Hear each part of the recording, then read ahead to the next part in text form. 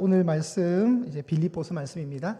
여러분 이제 항상 성경을 이렇게 우리가 말씀을 나누게 되면 그 성경 안에 역사가 있고 배경이 있습니다. 그러니까 마태복음이면 마태복음에 대한 어떤 배경이 있는 거예요. 역사가 있고요. 요한복음이면 요한복음만의 독특한 배경이 있습니다. 오늘 본문이 빌립보서도 빌립보서만의 독특함이 있는 거예요. 신약 성경이 총 27권으로 되어 있고 그 중에 사도 바울 2000년 역사 동안 가장 위대한 선교사이자 목사님이신 사도 바울 선생님께서 사도 바울이 13권의 편지를 남겼습니다. 이 13권의 편지는 이제 서신서라 불리죠. 그래서 그 13권의 편지 중에 지역으로 보내는 편지가 7권이 있고요. 7권이 있고 나머지는 이제 개인에게 사람에게 보내는 거죠. 그러니까 지역으로 보낸다 그러면 갈라디아서, 에베소서, 빌립보서 이렇게 되는 거고 사람에게 보낸다 할 때는 디모데, 디도 이렇게 되겠죠. 그래서 총 13권의 편지가 있는데 그 중에 사도 바울이 감옥에서 4편의 성경을 쓰게 됩니다. 감옥에서. 로마 감옥에서 4개의 성경을 쓰게 되는데 그 4개의 성경을 우리가 에필골몬이라고 합니다. 에필골몬 줄여서 앱은 뭘까요? 에베소서죠. 네, 빌은 빌립보서, 골은 골로새서, 모는요? 네, 빌레몬서입니다. 빌레몬서. 같은 비율로 시작하니까 빌립보서라는 차별을 위해서 빌립보서는 빌이고 빌레몬서는 몬으로 기록이 됩니다. 이 4권의 편지가 사도 바울이 감옥에 가서 쓴 편지입니다. 그리고 사도 바울이 이 4개의 편지를 통해서 자기가 뭔가를 하고 싶은 말을 하는 거죠. 자, 오늘 본문도 마찬가지죠. 빌립보서. 그럼 어디에서 기록이 된 겁니까? 로마 감옥에서.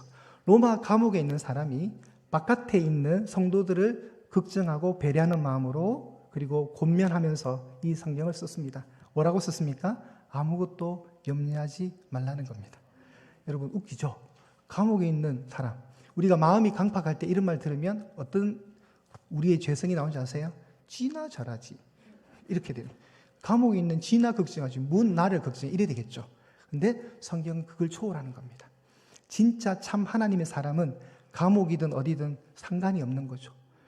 참 하나님의 사람은 환경의 지배를 받지 않고 환경에 매이지 않는다는 거예요. 감옥에 있지만 사도 바울은 당당하게 바깥 성도들에게 자신이 개척한 또 가정교회에서 열심히 사역하고 있는 성도들에게 그 빌립보 지역의 성도들에게 아무것도 염려하지 말 것을 권면합니다. 이 말씀은 여러분 굉장히 유명한 말씀입니다. 왜 그러냐면 보통 우리가 성경에서 암송 구절을 이렇게 끄집어낼 때 빌립보서 4장 6절은 기도라는 제목으로 굉장히 많이 암송되는 구절이죠. 우리 다시 한번 마음을 모아서 이 2절의 구절 한번 읽어보실까요? 자, 한번 성경 보시고요. 자, 시작. 아무것도 염려하지 말고 다만 모든 일에 기도와 간구로 너희 구할 것을 감사함으로 하나님께 아뢰라. 그리하면 모든 지각에 뛰어난 하나님의 평강이 그리스도 예수 안에서 너희 마음과 생각을 지키시리라. 아멘. 자, 이 구절을 잠깐 읽었습니다. 여러분 어떤 생각이 드십니까? 여러분 안에 어떤 생각이 드십니까? 저는 이 구절을 볼 때마다 참 문장이 멋있다라는 생각을 해요. 같은 글을 써도 어떻게 이렇게 예쁘게 쓸까? 물론 성경의 원저자는 성령님이시니까 가능한 겁니다. 그렇지만 사도 바울이 가진 그 성격과 그의 어떤 성장 배경을 통해서 성령님이 사도 바울의 손을 빌려서 이 편지를 쓸 때 너무나도 멋있는 문장 아니에요, 여러분? 아무것도 염려하지 말고 오직 모든 일에 기도와 간구로 너희 구할 것을 감사함으로 하나님께 아뢰라. 자, 너무 멋있는 말인데 너무 멋있다 보니까 문장이 많다 보니까 핵심이 뭔지를 모를 때가 있을 수 있어요. 핵심이 뭘 얘기하는 거냐 이거죠. 자, 여러분 성경 보시면 사도 바울이 지금 굉장히 긴 문장이지만 이 문장을 잘 압축해서 우리가 해석을 한다면 이렇게 됩니다. 아무것도 염려하지 말고 아뢰라는 거예요. 아무것도 염려하지 말고 더 아뢰라. 이 아뢰다는 말이 뭘까요? 기도하라는 거죠. 그러니까 더 줄이면 염려 마, 기도해 이거예요. 빌립보 성도님들 염려하지 마세요. 기도하시면 돼요. 이거예요. 그리고 7절은 그 결과가 나오는 거죠. 그리하면 모든 지각에 뛰어난 하나님의 평강이 그리스도 예수 안에서 너희 마음과 생각을 지키시리라. 멋있는 문장인데 핵심이 뭐냐 이거예요. 너무 길어요. 그래서 때로는 이게 뭔 말을 하는 거지? 모를 때가 있다는 거예요. 무엇을 말하는 거예요, 지금? 그리하면 모든 지각에 뛰어난 하나님의 평강이. 자, 더 줄이면 뭘까요? 염려 말고 기도하십시오. 그리하면 지켜주십니다. 이게 핵심이에요. 성도 여러분, 걱정하지 마시고 일단 기도하십시오. 그리하면 하나님이 지켜주신대요. 근데 뭘 지켜주는 거예요? 뭘? 여기에 또 수식어가 붙는 거예요. 모든 지각에 뛰어난 하나님의 평강. 길어요. 결국은 하나님의 샬롬, 평강은 샬롬이거든요, 히브리어로. 샬롬. 근데 그 샬롬은 이 지구상에 존재하는 샬롬이 아니란 말이에요. 인간이 만든 평화는 불완전해요. 평화라고 할 수 없습니다. 어디로부터 오는? 하늘로부터는 하나님의 샬롬. 그 하나님의 샬롬이 어떻게 되냐? 또 예수님 안에서. 그 하나님의 샬롬이 예수님 안에서 어떻게 돼요? 우리 마음과 너희 마음과 생각을 지켜주실 거예요. 그러면 여러분, 뭘 지켜준다고요? 우리 마음과 생각을 지켜준다. 여러분, 마음과 생각이 뭐길래? 마음과 생각이 뭘까요, 여러분? 마음과 생각. 잠잠히 묵상을 해보면 이 마음과 생각이란 이 우리 안에 있는 이 두 가지 이 녀석들이 항상 움직여요. 항상 요동을 쳐요. 요동을. 그러니까 마음과 생각은 이렇게 마이크 스탠드처럼 딱 꽂아 놓으면 움직이지 않고 고정된 게 아니라 자꾸 왔다 갔다. 재산으로 따지면 부동산이 아니라 동산인 거예요, 동산. 이런 예들은 얼마든지 있습니다, 여러분. 그죠? 여러분, 우리가 염려하지 말고 기도하지만 기도하고 난 뒤에 뭐가 옵니까? 현실의 눈을 딱 떠버리면 하나도 바뀐 것 없는 현실 앞에 또 마음이 좌절이 오죠. 나는 방금 기도했는데 눈을 떠서 또 현실을 보니까 한숨이 훅 내쉬는 거예요. 그게 뭐예요? 방금 기도했지만 내 마음과 생각이 흔들리기 시작하는 거예요. 그것을 하나님이 뭐 한다고요? 지켜주겠다는 거예요. 염려하지 말고 기도하십시오. 그리하면 지켜주겠습니다. 이게 하나님의 이 약속, 이 6장과 7절의 핵심 에키스예요. 우리가 여러분 한약을 다리고 쪼면 나오듯이 지금 사도 바울이 말하고자 하는 정말 핵심은 이거예요. 기도하시라는 거예요. 기도. 하나님의 전능하신 손을 잡아라는 거예요. 하나님께 손 내밀면 하나님이 잡아주시는데 그것도 그렇게 생각하시면 내가 내밀어서 하나님 잡아줬다가 아니에요. 여러분이 잡아준 게 아니라 하나님이 여러분 손 잡은 거예요. 항상 그렇게 해석하셔야 돼요. 저도 이런 경험이 많습니다.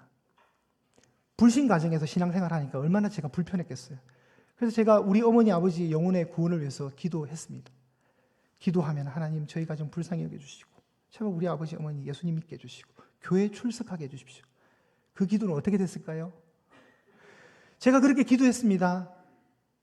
기도하고 진짜 딱 자리에 일어나면 문을 나가는 순간 제 속에 어떤 생각이 딱 오는지 아세요? 진짜 그래서 진짜 한숨이 후 내쉬어지면서 우리 어머니 같은 사람이 교회 나가겠나? 그런 의심이 드는 거예요.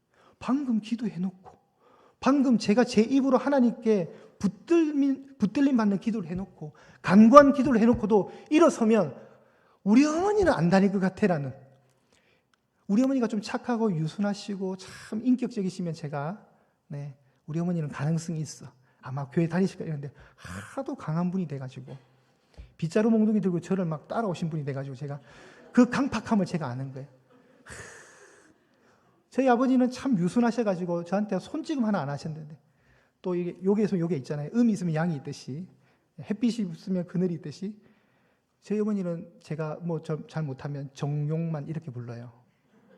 용만 할 때는 좋을 때예요. 그런데 정용만 이러면 저는 그날 뭔가 하나 죽는 날이고, 그럼 우리 어머니가 항상 빗자루 몽둥이 들고 저를 그냥 훈계하시는 거죠. 그런 어머니를 위해서 제가 기도할 때 저 불심이라기보다 그냥 저 샤머니즘, 이방의 어떤 종교 같은 저 토속 신앙, 샤머니즘 온갖 섞여 있는 어떤 그런 신앙, 그런 신앙으로 영혼이 도배되어 있는데 내가 우리 어머니를 아는데 저런 분이 교회를 다니실까 하라는 의심 드는 거죠. 방금 기도했지만. 근데 제가 이 말씀 보면서 아 그렇구나. 우리 마음과 생각은 항상 움직이는구나. 그런데 하나님의 샬롬이 예수님 안에서 그걸 지켜주신다고 약속하시는구나. 우리는 그걸 바라는 거죠, 여러분. 결론적으로 어떻게 됐습니까? 제 기도는 응답이 되었습니다. 별로 여러분 일이 아니라고 아멘 약하신데 응답되었습니다. 하나님의 약속인 거죠. 하나님이 천지를 창조하셨습니다. 창세기 보면 5일 동안 창조하시고 드디어 6일째 날 우리 사람을 만드셨어요. 사람을 만드시고 7일째 안식하셨는데 그래서 우리는 창세기를 볼 때 창세기 이르면 와, 하나님이 이 우주를 어떻게 만드시고 창조의 기원과 뭐 우주의 기원을 설명할 것 같은데, 말은 창세기인데 창세기의 창조기사는 1장과 2장 2장밖에 없고요. 3장부터 끝나는 50장까지 전부 하나님과 사람과의 관계 이야기예요. 노아를 부르시고 아브라함을 부르시고 요셉까지. 그 나머지 48장은 온 내용들이 하나님과 사람과의 관계, 사람과 하나님과 관계 이야기란 말이에요. 그러면 여러분, 하나님 편에서는, 하나님 분에서는 우주를 설명하셔야 되는데 정말 보잘것없는 우리 인생에 관한 문제에 더 관심을 가진다는 거예요. 하나님께서 창조하신 이 청량될 수 있는 이 우주보다 우리에게 더 관심이 많다는 겁니다. 그래서 에베소서 2장 10절에 사도 바울이 이렇게 얘기합니다. 우리는 그가 만드신 바라. 그러니까 우리를 하나님이 창조하신 거예요. 만드셨대. 근데 이 번역을 이렇게 읽으니까 재미가 없는 거예요. 우리는 하나님이 만드신 중에 걸작품이다라고 읽는 게 더 좋습니다. 여러분, 작품도 작품 나름이잖아요. 너무 좋은 작품, 와, 탄생이 나올 정도의 작품은 우리가 그것을 다 걸작품이에요. 걸작이네라고 얘기하잖아요. 그 걸작이 누구라고? 우리래요, 우리. 하나님 시선에서 제가 여러분이 걸작품이래요. 별로 그래서 어떻게 하라고요? 뭐 이런 표정들. 걸작품이에요, 걸작품. 제가 어떻게 설명할까요, 여러분? 걸작품이래요. 갤럭시 S25, 23 울트라 버전입니다, 이게 휴대폰 중에 현재 최고의 걸작품입니다. 현재 최신 거예요. 걸작품이에요. 휴대폰도 종류가 많을까요? 옛날 휴대폰 보면서 와, 걸작품이다 하지 않아요. 지금 이 엄청난 기능을 다 가지고 있는. 제가 여기서 여러분, 저 맨 뒤에 계신 분 점까지도 촬영할 수 있어요. 카메라가 2억 화소래요. 기절하겠어요, 진짜. 그런 시대가, 걸작품. 우리가 그런 존재래요, 하나님 앞에서. 근데 이런 걸작품들이 죄를 만나버렸어요. 죄의 유혹에 무너졌어요. 에덴 동산이 무너졌어요. 그러니까 하나님이 우리를 교제하기 위해서 만드셨는데 그 교제가 불편해져 버렸어요. 깨져버렸어요. 이제 하나님께 다가갈 수가 없는 거예요. 다가가지 못하니까, 우리 힘으로 다가가지 못하니까 하나님이 찾아오시는 거예요. 하나님의 아들이 하늘 영광을 포기하시고 불편한 이 인간의 몸을 가지시고 이 땅에 오신 거예요. 성육신 하신 거예요. 그런데 그분이 오셔가지고 하나님을 어떻게 부르냐면 아버지라고 하시는 거예요. 세상에. 예수님 당시에 하나님을 아버지 할 때는 돌 맞아 죽을 신성모독죄입니다. 실제로 돌로 쳐 죽일 수 있습니다.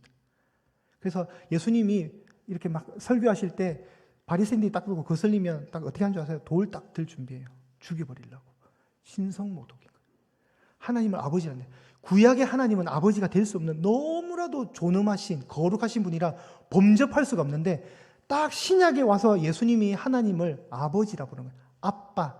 이전 성경에는 아바, 아버지. 놀라운 사실이에요. 이 지구상의 인류 역사상 하나님을 아빠라 부르는 사람은 예수님밖에 없어요. 왜 예수님이 그렇게 하시냐? 친밀성 때문에 그런 거예요. 아버지와 자식 사이니까.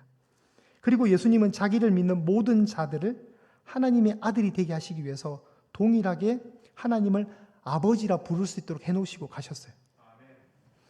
하나님이 내 아버지가 되면 어떻게 될까요? 그 아버지가 가지고 있는 모든 부유함은 자녀 거가 되는 거예요. 자녀 거가. 그래서 하나님을 믿는 자들에게 우리가 하나님께 나갈 수 있는, 대화할 수 있는 기도의 특권이 생긴 거예요. 그래서 지금 사도 바울이 기도하라는 거예요. 기도하라. 염려 말고. 그러면 이 말이 뭘까요? 우리가 염려를 참 많이 한다는 거예요. 그거 어떡하겠어요? 염려가 많은데. 걱정이 많아요. 마음의 눌림도 많고 고민도 많아요. 그렇지라도 하나님은 들으시니까 기도하라는 거예요. 하나님이 어떤 분인 줄 아세요? 이 광활한 우주를 창조하시고 우리의 모든 것을 다 아시는 분이시고, 그렇기 때문에 그분은 65억의 온 인류가 동시에 기도해도 동시에 다 들으시고 동시에 응답하시는 하나님, 전능자이십니다. 각각 다 응답하실 수 있는. 사람은 안 되잖아요. 내가 순서 정해줄 테니까 너부터 말해. 그래서 순서대로 듣지만 동시로 막, 때로는 참 하나님이 힘드실 것 같아요. 우리가 막 기도하면 다 따로 기도하는데 하나님은 다 들으시니까. 그 위대하신 분께서 우리에게 관심을 갖고 계시다는 거예요. 내가 부유하니까 나의 부유함을 제발 좀 가져가라고 가방을 여시는 분이신 거예요. 근데 문제는 뭐냐면 우리가 그 가방 안에 무엇이 들은가 궁금해하지도 않고 열어달라고 구하지도 않는다는 거예요. 그러니까 지금 사도 바울이 아뢰라는 거예요. 기도해라고. 지금 우리 문제는 아버지 입장에서 볼 때는 자식의 문제는 아버지 문제예요. 여러분의 문제와 고민은 곧 하나님의 문제이자 고민인 거예요. 이런 문제는 하나님은 너무 크시니까 이런 문제까지 내가 하나님 아시지만 뭐 관심 가지겠어라가 아니라 하나님은 우리에게 관심이 많으시다는 거예요. 하나님에게 모든 문제를 감추지 말고 다 아뢰시는 저와 여러분 되시기를 바랍니다. 하나님은 하나님의 모든 문제를, 우리가 가진 모든 문제를 당신의 능력 안에서 행하시는 분입니다. 그러니까 구약에 보면 여호수아가 전쟁을 막 하다가 해가 떨어지면 어두워서 전쟁을 못하니까 급한 마음에 여호수아가 뭘 한 줄 알아요? 태양아 멈춰라 이러는 거예요. 태양아 멈춰달라고. 어떻게 됐을까요? 멈췄어요. 야베스가 기도합니다. 나를 복되게 하시고 내 지경을 넓혀달라. 복에 복을 더해달라고. 나의 지경을 높여서 근심 걱정이 없게 해달라고. 야베스 이름이 고통이에요. 고통. 아니 엄마가 아들 이름을 왜 고통이라 지어요? 참 그렇죠 여러분. 하긴 뭐 저도 저희 아버지가 욕만이라 지었으니까 할 말은 없다만 그러니까 어떻게 아들 이름을 고통아 이게 말이 돼요? 얼마나 힘들었으면 그렇게 지었겠어요? 근데 그 고통의 이름을 가진 야베스는 하나님 앞에 당당히 기도했고 응답을 받았습니다. 모든 우리 인생들은 걱정 없이 살 수는 없습니다. 실제로 그죠? 어떤 문제가 해결이 되면 또 다른 게 터지고 끝이 없어요. 끝이. 염려할 수밖에 없죠.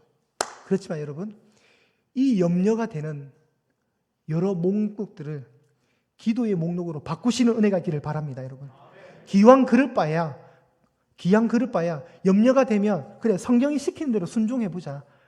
그래 염려 나 지금 염려는 되는데 성경이 염려하지 말고 아뢰라 했으니 그래 염려하지 말아 보자라고 도전을 드립니다. 여러분 기왕 똑같이 살 거면 그렇게 하시라는 거예요.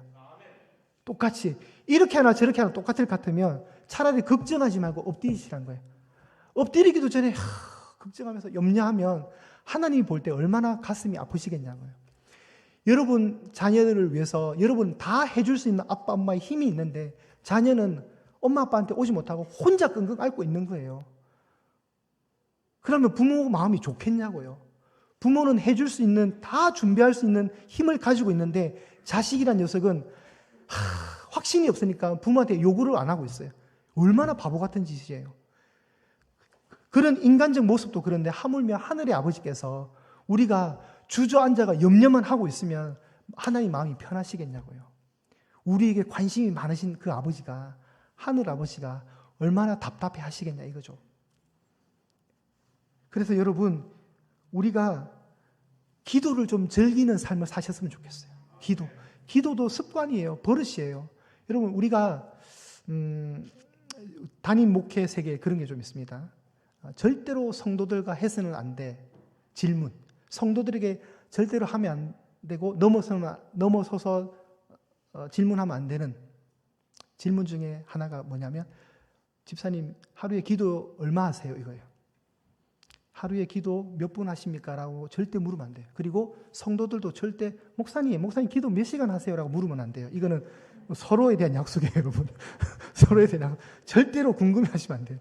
그런데 왜 이런 농담이 나왔냐 하면 그만큼 우리가 기도를 안 하기 때문에 그런 거예요. 내가 하루에 3시간씩 기도해 보세요, 여러분. 여러분이 하루에 3시간씩 기도해 보세요. 그거 정말 자랑 안 하고 싶겠어요? 나 3시간씩 기도하는 사람이야. 정말 자랑하고 싶은데 하루에 기도 기껏해야 식사 기도 때 잠깐 한 20초도 안 나는 그 기도. 하루에 총 기도 시간 끌어모아도 1분도 안 되는 그런 기도하는데 그런 질문 받으면 좋겠냐고요. 그러니까 서로 우리 하지 말라고 무언의 약속을 하는 거예요. 아픈 현실이죠. 여러분 기도를 습관화하셔야 됩니다. 그래서 제가 여러분에게 오늘 이 설교 속에서 정말 드리고 싶은 팁 하나는 이겁니다. 이거. 자, 느헤미야 사진 한번 띄워주십시오. 아닥사스다 왕이라는 페르시아 국가의 왕이 있었는데 그 왕이 자신의 술 따르는 비서로 느헤미야를 선정해서 느헤미야와 독대하는 장면이 성경에 나옵니다. 느헤미야라는 사람이 포로 1차, 2차, 3차 귀환 중에 세 번째 지도자입니다. 그러니까 그 말은 뭐냐면 지금 1차, 2차 포로들이 바벨론의 포로의 그 모든 아픔을 끝내고 본토로 돌아간 거예요. 한 5만 명 이상이 본토로 돌아가 있는 상태고 이제 느헤미야는 어찌하다 보니까 지금 왕궁에 남아서 대기 상태에 있는 겁니다. 실제로. 근데 이제 1차, 2차 갔던 그 상황들, 우리 고향으로 돌아간 우리 유대인들의 동족들의 상황이 괜찮을 줄 알았는데 친척 중에 한 명이 와서 현재 유다의 아픔을 얘기를 하는데 느헤미야가 너무 마음이 아픈 거예요. 그러니까 쉽게 말해 여러분의 고향 마을이 지금 물에 잠기게 됐다 생각해 보세요. 지진이 나서 산사태가 나서 예를 들면. 그래서 느헤미야가 기도하면서 준비를 하고 있는데 한날 이제 왕을 독대하면서 술을 주기 위해서 딱 갔습니다. 갔는데 느헤미야 얼굴이 딱 봤을 때 편안하지가 않은 거예요. 그래서 왕이 묻는 거예요. 우리가 그 본문을 한번 찾아보겠습니다. 느헤미야 2장입니다. 느헤미야 2장. 자, 제가 읽어드릴게요. 저기 보시면 됩니다. 화면에. 아닥사스다 왕 제20년 니산월에 왕 앞에 포도주가 있기로 내가 그 포도주를 왕에게 드렸는데 이전에는 내가 왕 앞에서 수심이 없었더니 왕이 내게 이르시되 네가 병이 없거늘 어찌하여 얼굴에 수심이 있느냐 이는 필연 이 마음에 근심이 있음이로다 하더라. 그때 내가 크게 두려워하여 왕께 대답하되 왕은 만세 수를 하옵소서. 내 조상들의 묘실이 있는 성읍이 고향 땅입니다. 이제까지 황폐하고 성문이 불타싸우니 내가 어찌 얼굴에 수심이 없사오리까 하니 4절 왕이 내게 이르시되 그러면 네가 무엇을 원하느냐 하시기로 내가 곧 하늘의 하나님께 묵도하고. 여러분이 한국에 사시다가 해외로 이민을 가셨다고 생각을 해보십시오. 해외로 이민을 가셨는데 예한교회 소식이 궁금했는데 예한교회가 건물이 너무 오래돼가지고 스크린도 안 나오고 의자도 다 부셔져 있고 주차장에는 다 아스팔트가 다 깨져 있고 비전센에 물이 새고 이런 마음 들으면 이런 마음 편하시겠어요? 내 고향 교회가 그렇게 않겠다는 이거죠 지금. 네. 나는 마음에 전혀 요동이 없다는 이런 표현죠. 네. 마음이 아프겠죠. 지금 느헤미야가 그런 상황이니까 그 얼굴색이 왕 앞에서 노출이 돼버린 거예요. 그러니까 왕이 네 얼굴이 수심이 왜 있냐 해서 그럼 네가 원하는 게 뭐냐 하는 거예요. 네가 원하는 게 뭐냐 4절에 묻습니다. 그러니까 그때 느헤미야가 했던 행동 뭐라고요? 내가 곧 하늘의 하나님께 뭐 했다고요? 묵도가 뭐예요? 침묵으로 기도하는 거 아닐까요? 그래 그 큰 왕이 느헤미야에게 원하는 걸 요청할 때 그러면 느헤미야가 오랜 시간 기도하고 결론을 냈겠어요? 그 짧은 대화 속에 빨리 기도해야 되는 거예요. 그래서 이걸 뭐라 하냐면 올려주세요. 자, 이걸 뭐라 하냐면 순간기도, 번개기도, 화살기도라고 그래요. 오늘 여러분 빌립보서 본문을 까먹어도 화살기도, 번개기도, 순간기도를 까먹지 마세요. 저는 여러분이 번개기도, 화살기도, 순간기도를 많이 하시는 분들이 되셨으면 좋겠습니다. 이게 뭐 하는 행동이에요 지금? 하나님 저는 판단할 수 없습니다. 어떻게 답변할지 제 입술을 주관해 달라는 거 아닐까요 여러분? 여러분 아닥사스다 왕은 누구냐면 여러분 에스더 아시죠? 왕후 에스더, 왕비 에스더 아시죠? 그 에스더의 양아들이에요. 양자예요, 양아들인데 이 사람은 지금 근심하고 있는 자신의 하인의 얼굴을 살필 수 있을 정도로 섬세한 왕처럼 보이지만 역사적으로 이 왕은 폭군이었대요. 연산군처럼. 굉장히 안 좋은 왕이에요. 그런데 왜 이 사람은 이렇게 느헤미야에게만 우호적일까? 에스더 때문에 그런 거예요. 유대인 애들 잘 알고. 이 거대한 제국의 왕이 한 민족의 아픔을 들어주는 거예요. 여러분 묵도한 뒤에 결론이 어떻게 났을까요? 성경은 뒤에 모든 것이 이 아닥사스다 왕의 명령에 의해서 느헤미야가 요청하고 원했던 걸 모든 걸 다 네 뜻대로 해. 다 맞춰줬어요. 다 해줬어요. 순간 기도, 묵도 기도. 자, 사무엘하 2장을 제가 보겠습니다. 사무엘하 2장. 여러분 사무엘하 2장을 한번 찾아보시겠습니다. 사무엘하 2장입니다. 구약 성경은 464쪽에 있습니다. 한번 찾아주십시오. 그 후에 다윗이 여호와께 여쭈어 아뢰되 내가 유다 한 성읍으로 올라가리이까 여호와께서 이르시되 올라가라. 다윗이 아뢰되 어디로 가리이까 이르시되 헤브론으로 갈지니라. 여러분 지금 다윗이 뭐 하는 거예요? 하나님께 묻는 기도를 하는 거죠. 하나님께 여쭈는 거예요. 하나님, 제가 지금 전쟁 중인데 제가 이 전쟁에 올라가야 됩니까? 올라갈까요? 어떻게 할까요? 올라가라. 어디로 가야 됩니까? 헤브론으로 가라 이거예요. 지금 다윗이 하나님과 소통하는 겁니다. 다윗이 여쭙는 거예요. 자, 거기서 그대로 넘어오셔서 5장 19절. 다윗이 여호와께 여쭈어 이르되 내가 블레셋 사람에게로 올라가리이까 여호와께서 그들을 내 손에 넘기시겠나이까 하니 여호와께서 다윗에게 말씀하시되 올라가라. 내가 반드시 블레셋 사람을 내 손에 넘기리라 하신지라. 지금 다윗이 뭐 하는 거예요? 물어보는 거예요. 하나님, 어떻게 할까요? 여러분도 저도 중요한 문제 앞에서는 이렇게 진중하시기를 소망합니다. 하나님, 어떻게 하지 판단이 안 씁니다. 도와주십시오. 번개 기도하십시오. 순간 기도하십시오. 화살 기도하십시오. 하나님, 이 결정 상황 앞에 저에게 힘을 주십시오. 지혜를 주십시오. 저의 판단이 곧 하나님 판단이 되게 해주십시오. 제가 뜻한 것 같지만 이게 하나님 뜻 안에서 이루어지게 해주십시오. 번개 기도하는 거예요. 묻는 기도하는 거예요. 소통하는 거예요. 염려 없이 아뢰라는 거예요. 그리하면 지키시리라. 가난 농군학교를 만드셨던 우리 김용기 장로님이 이렇게 말씀하십니다. 조국이여 안심하라. 내가 기도한다. 여러분 이런 기도하시기 바랍니다. 홍제동 안심에 예한교회가 있어. 홍제동 안심에 내가 기도하고 있어. 서대문구 걱정하지 마. 강남한테 쫄지 마. 괜찮아. 서대문구 내가 기도하고 있어. 잘 될 거야. 이렇게 하시길 바랍니다. 예한교회 염려하지 마. 내가 기도하고 있어. 예한교회 성도님들 걱정하지 마십시오. 제가 기도하고 있습니다. 제가 우리 성도님들에서 기도하고 있습니다. 당당히 이렇게 말씀하시길 바랍니다. 정말 그릇이 큰 사람 같아요. 조국 대한민국을 안심시키고 있습니다. 자기가 기도한대요. 하나님과 소통한다는 겁니다. 사랑하는 여러분, 혼자 다니지 마시고 하나님과 대화하십시오. 혼자 결정하지 마시고 하나님과 대화하십시오. 그러면 하나님은 약속하십니다. 그 기도 내가 들을게. 하나님이 들으시면요, 결과는 이미 끝난 거예요. 그게 거절당하더라도 거절이 하나님의 뜻이니까 거절당하는 거예요. 자꾸 제가 얘기하지만 문이 열리기를 바라는데 벽이 되었잖아요. 그 벽이 은혜라니까요. 그게 문이면 벼랑 끝이면 어떡하실래요? 그죠? 하나님은 아시니까 나는 문이 되기를 원해서 열리기를 원했는데 하나님이 안 열어줘요. 근데 열면 떨어져요. 그게 하나님이 뜻이면 안 주는 거예요. 칼질을 하고 있는 엄마의 칼이 너무 멋있어서 4살짜리 여자아이가, 딸이 엄마 나도 칼 좀 쓰게, 칼 좀 달라 할 때 그게 주는 게 부모예요.